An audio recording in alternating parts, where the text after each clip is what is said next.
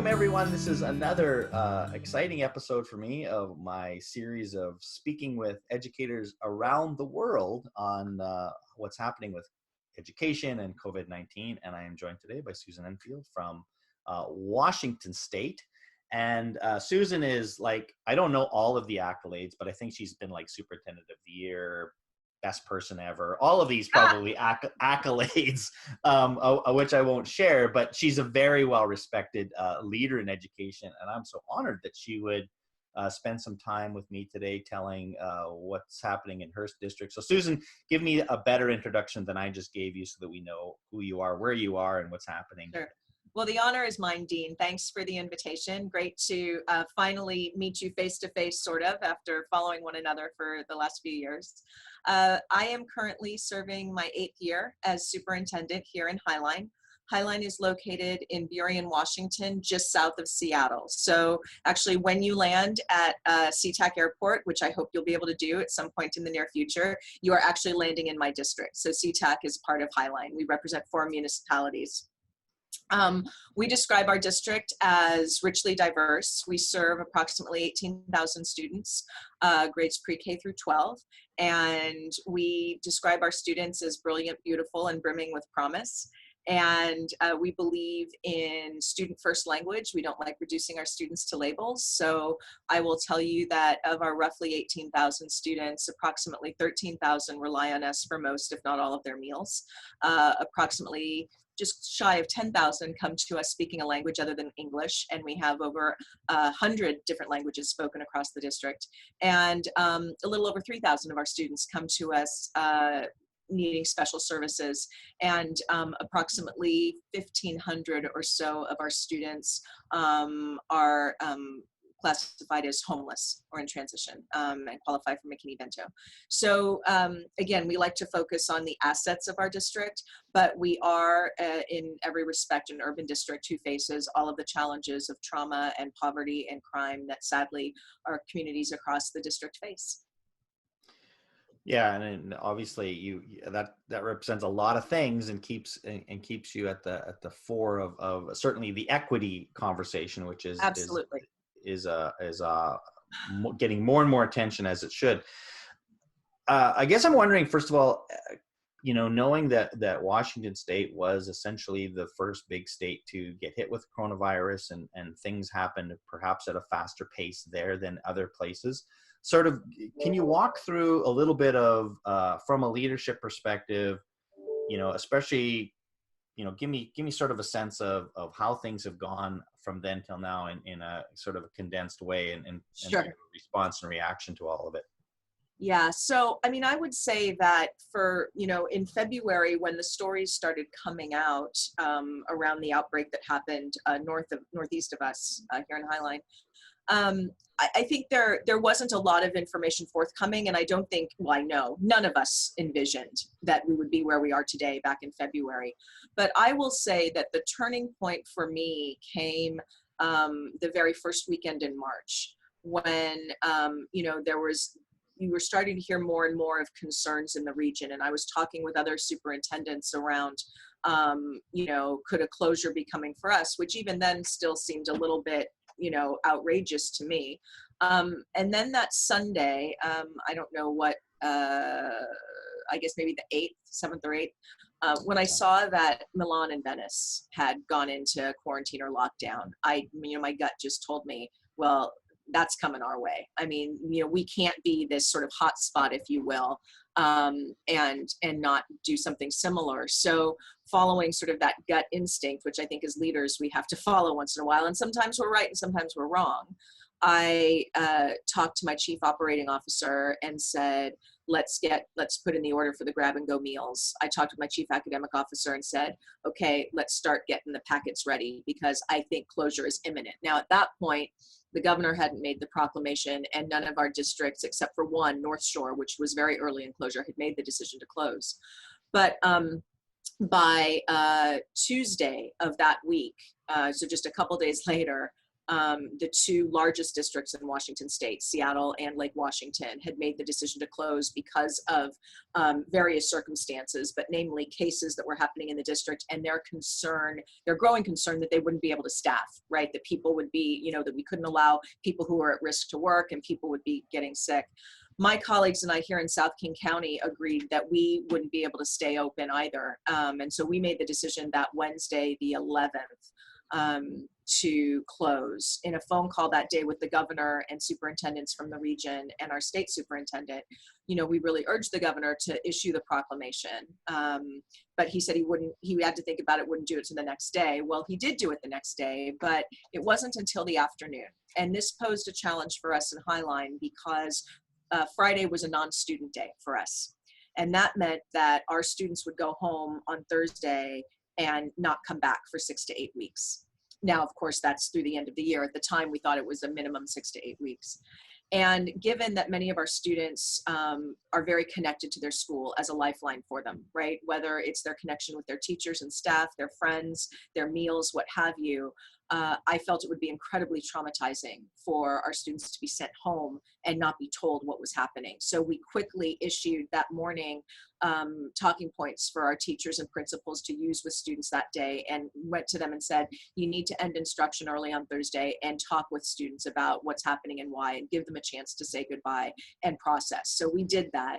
And so March 12th was the last day that we had our students in buildings.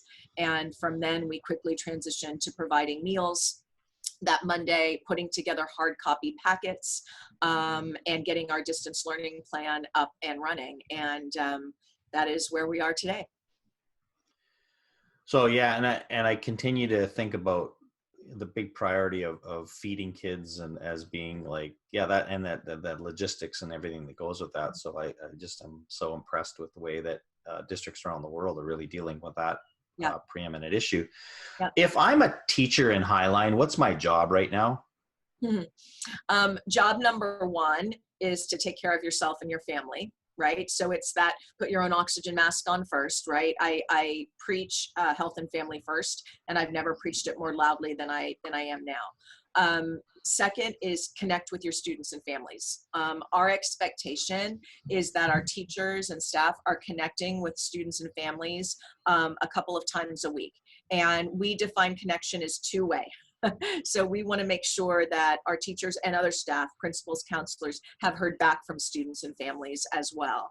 And so that connection piece and checking in and making sure that everyone's okay is job number one.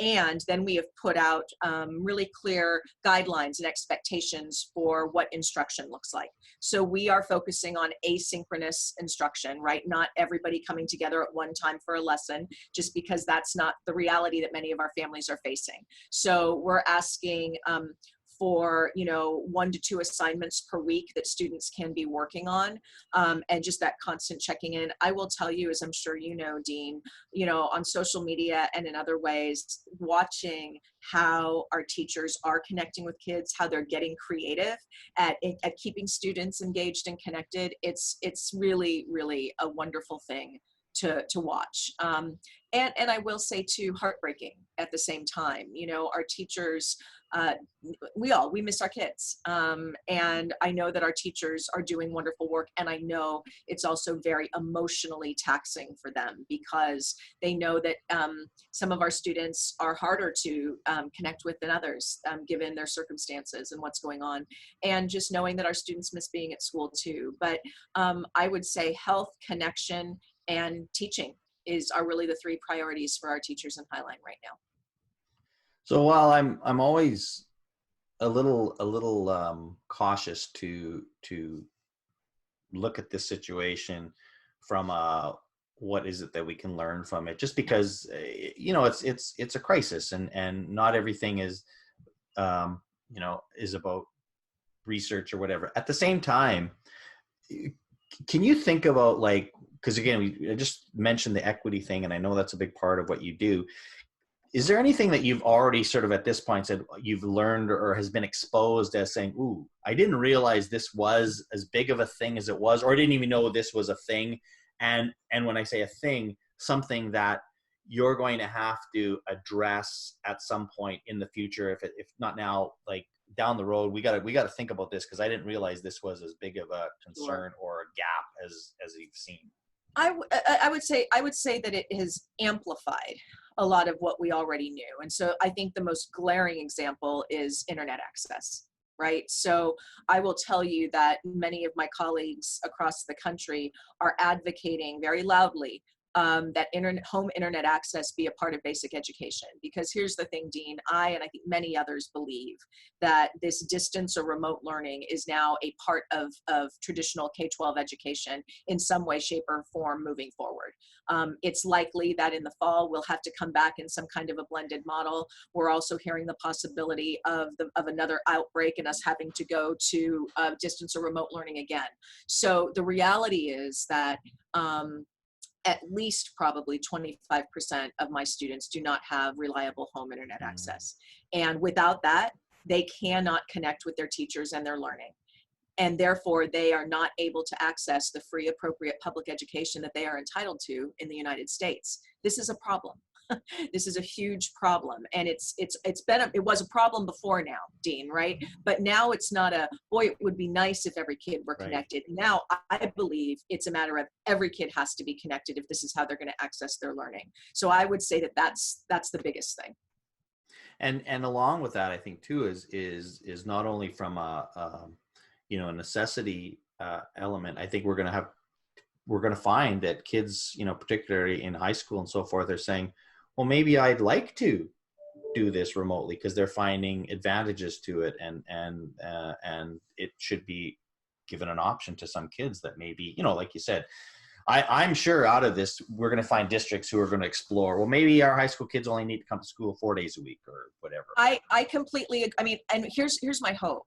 I certainly hope that we get to a place where we can have those real conversations and not just, we've floated those ideas before, but they've always been Right. a little pie in the sky. Now, I think we need to have them like as a very realistic option. And here's the other thing, Dean, that I don't think we're talking enough about. And I'm trying to float it in every sort of podcast interview that I have. Yes, I believe that for some students, this is working beautifully. Right? I mean, Mhm. think about it. If you're a student and maybe at this point in your life, you're having health issues or anxiety issues, and being at school was a challenge, and now I can learn from home. It's beautiful. And there are some students for whom this isn't working.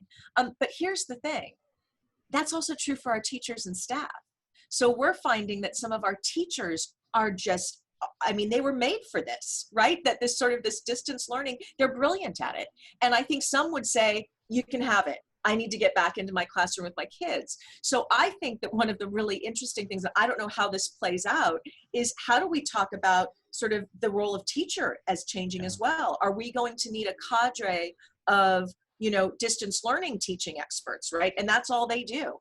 And then because I think it's going to be a lot of us to ask of our teachers and staff, and this includes our para educators, our counselors, our principals, to do both equally well, right? And so I think that we are going to have some serious conversation around what that looks like. But I think that's exciting.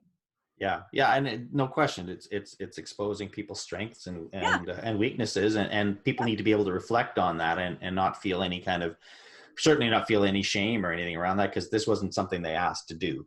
you got it. But they're You got it. finding it. And it brings me to and I wrote a blog post yesterday, and I'm thinking more about this as this is almost, in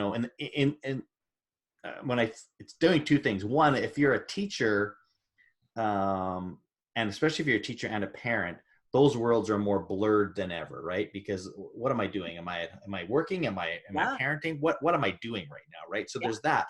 But at the same time, I think what it's separated, in my mind anyways, is it's separated the learning, for sure, and this notion of school as community, right? Because that's the part that we just don't have anymore. And it makes me think about that. Actually, that's school's unfair advantage, because the learning can happen at home, it can happen anywhere, and it's going to happen, whether it's good learning, bad learning, or other.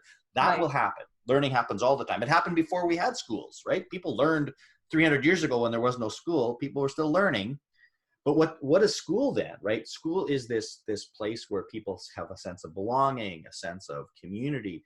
And when you talk to most kids right now, Yes, there are the odd kid that's going to say, hey, this is great, I'm learning all this stuff. But what kids are missing their friends. They're missing being part of something. Well, and So I, yeah. and my question that I'll just pose to you or let you respond to is, how do we come fall or whenever double down on that message? Because I think that's something that I don't think we've always understood as being our advantage, because we've wanted to do the learning, which is not, obviously that's what we do, but how do we say this is community, this is being together? Yeah, it's a really good question, Dean. And I've thought a lot about that too. And in fact, I'll go back to this notion of broadband access, internet connection. To me, it's not just about the learning, it's about the connection. And it's about students knowing that their school community still exists, that we are still here and we are going to be here. Because as we all know, I think it's true for all human beings, but I think especially for children, they need routine, they need predictability, right? They need to know that they can count on something. And there's so much uncertainty right now that the more that we can tell them, your school community remains intact. Now, we're not physically together, but we are still together, and we will come back together physically at some point. And I agree with you. I think that one of the things that we're thinking a lot about in Highline is, as we prepare to return to school, because we will, we don't know when and we don't know what it will look like, but we will. I think there's going to be a need for, yes, acknowledging the importance of school community, but then also providing a lot of emotional support for students and staff to reacclimate to, right, to being in that community, because routines will have been lost. In some cases, for some of our children, progress will have been lost around how they interact with their peers, that sort of thing. We're going to support that. And frankly, our teachers and staff are going to need a lot of emotional support too, because they will have their own personal issues that they will be dealing with. And then they will be facing, yes, the excitement of seeing their students again, and then the reality of what some of those students have lost, right, over these last several months. And that will take a toll. That will take a toll on them. So we're trying to figure out, and of course, the real challenge here is, Dean, we're going to have to provide those extra supports with fewer resources because the budget cuts are coming. And so I'm not exactly sure how we're going to do it, but we have to figure out a way to do it. Yeah, and that's something that people they're trying to do one day at a time, and so I understand that. But I know people in your position also are thinking about the future, and that is one of those really tough ones, because and especially if we are combining this idea of fewer resources with potentially some rethought ways of doing things, like what does professional development look like for the teacher that now has to, that we want things done differently, because there will be that idea of differently. So that, yeah, you raise a lot of these are big questions for people to have to solve. So let me leave you with one last thought, a little bit more from an optimistic perspective. And you mentioned kind of already, like, you hope that we get more serious about some of these equity issues around broadband access and so forth. But other than that, can you think of, like, what else do you sort of hope that comes out of this, that you said this would be great if this helps us get better at, or change, completely transform? Like, what other kind of hopes do you have from this? So I hope that the ways in which we as school district staff, but especially our teachers and principals and counselors, the way we interact with families fundamentally changes forever, in that it becomes a more organic, natural thing, not the forced, formal, parent-teacher conference and all that. But I think what we're seeing is a need for families need to connect with the teachers for some guidance, and teachers really need to connect with the families to make sure that kids are getting what they need. I think that's one of the best things that could come out of all of this. So that's one thing. I think the second thing, obviously, connecting all kids. I've been giving you my soapbox moment on that, so that's huge. But I think the third thing, and I alluded to this before, I think we have an opportunity to grapple with some of the sacred cows in public education that we tend to shy away from. So whether it's a longer school day, whether it's year-round school, whether it's a different schedule for high school kids, you're right. Does a high school senior need to be sitting in a classroom 5 days a week? Or should they be out doing community-based internships and that sort of work? And what about the role of the teacher? You know, can we finally have a real conversation around the fact that teaching shouldn't look the same everywhere, not even in one district. We should have differentiated roles for teachers. And I think that that needs to be part of the conversation too. So I think there's tremendous opportunity that can come out of all of this. And I will say, while I'm hopeful for all that, I'm also incredibly realistic around the challenges that we are facing moving forward. The next, couple of years are going to be rough from a budget perspective, and then, as a result, from a level of support perspective of what we can do for our kids and families. But the reality is that those of us in public education have been here before. Not exactly in a moment like this, but we've faced tough budget times before, we've faced other things, and we've gotten through it, and we're going to get through this. And frankly, I would say that some of the greatest reasons to hope and be optimistic are coming from our school systems right now across the country. I don't think the best examples of leadership are being seen from the federal level or even the state level. I think they're being seen at the local level in the way that my fellow superintendents are stepping up, in the way that our teachers are stepping up, our principals, our counselors, our paraeducators, our community members. I mean, that's where it's really happening. And to watch the Highline community come together and just collectively wrap our arms around our kids at this time is a beautiful thing. And so in my dark moments, and like you, I have them, some days are harder than others. I reflect on how grateful I am to be in Highline at this moment in time with this community. And if anybody can find the answers to these big questions that you and I have wrestled with today, it's our team here in Little Burien, Washington. Well, I am truly grateful for leaders like you, who I have full confidence in. And again, I know that one of the things that we're seeing is at this time is really testing what our values are. Right? People can talk about relationships, they can talk about all kinds of things, but then now actually we're going to find out, is this Yep. really what you value or not? And so I know that, and I'm so grateful to have people like you, part of my network, that are doing these things that I can point to and have the confidence to know that while it's not going to be pretty, not going to be easy, there's people here that have the right priorities in place and have the right believe in team and the collective care and knowledge of education in general. I think we continue to see that we're in one of the best professions in terms of Amen to that. Goodness. So anyways, thank you for all that you do, and good luck with everything. Thank you. We'll be watching closely. Thank you for sharing the things that are happening at Highline, and one day we'll fly into Seattle. Yes, and I'll come visit you. And we will welcome you with open arms. Until then, you stay safe, healthy, and strong. Bye-bye. Bye.